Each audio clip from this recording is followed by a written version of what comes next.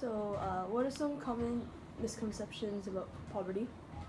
Well, perhaps that there's a connection between a culture and a poverty might be one, although I don't even think I quite understand that misconception. But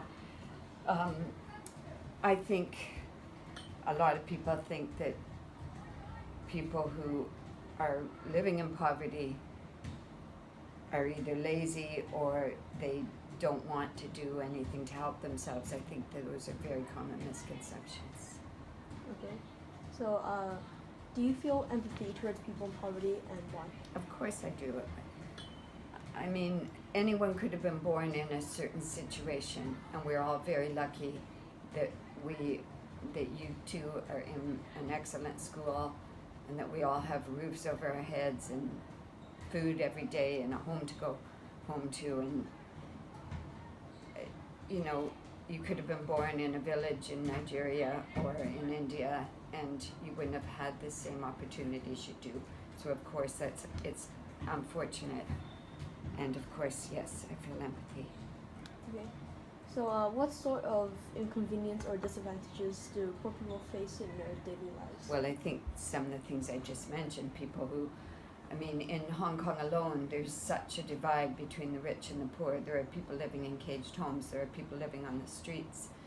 There are people staying in McDonald's. Luckily, McDonald's allows that to happen, but there are a lot of refugees here, and they aren't even allowed to work. So how can they possibly help themselves when they're not allowed to work? Then there's the whole catch-22 situation where you can't get a job if you don't have a home because you need an address, and you can't get a home if you don't have a job. So there are a lot of problems that people face on a day-to-day situation, and everything is so much more difficult if people don't have those opportunities. Okay, so if people truly knew about people in poverty, do you think that they would be able to empathize and take action? Yes, I worked in Nigeria in a bush village with no electricity, no running water. I had 80 kids in a class, no desks, no chairs, no books. In those days, it was in the early 80s, it was before the internet. So people didn't know what they were missing, but people who had nothing would give you the shirt off their backs, literally. And people were happy, and kids were happy playing with a bicycle tire. And people cared about each other. And there were times I went without a paycheck, months and months, and sometimes I had no food, but my neighbors would feed me. And it was a community, and I think that everyone should live in a developing country like a local once in their life, and there would be far fewer wars in this world, and people would help each other more. Okay. Expanding from that question, why aren't some people willing to help take action? Well, I suppose people get caught up in their daily lives.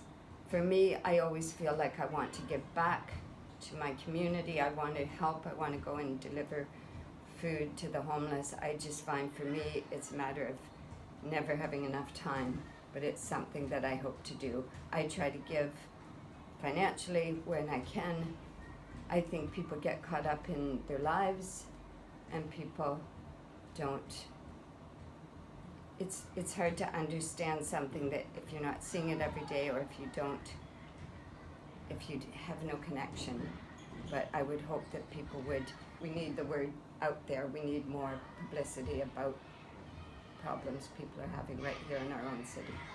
Okay, so are people in poverty necessarily lazy, or is it just the burdens that they face, such as housing price, presses them into poverty, and why? No, I don't believe any people are lazy because they're in poverty. You're going to have lazy people everywhere. There are going to be poor lazy people, rich lazy people, middle class lazy people. But I think it's terrible that people think that because someone is poor living on the streets, it means they're lazy. As I mentioned before, there are so many factors that contribute to the whole chicken and the egg, where you can't get a job if you don't have a home. And